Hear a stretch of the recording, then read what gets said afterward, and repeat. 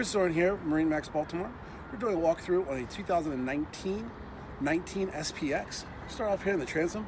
You have a Merc 150. Moving forward, you have a ski pylon.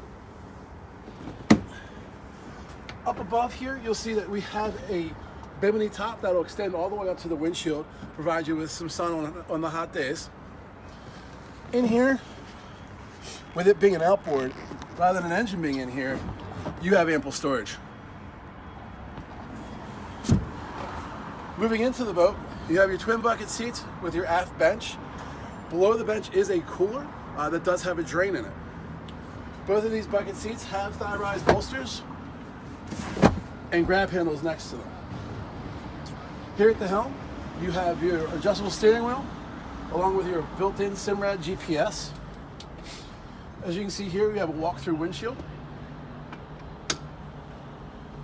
Move forward to ample seating here in the bow.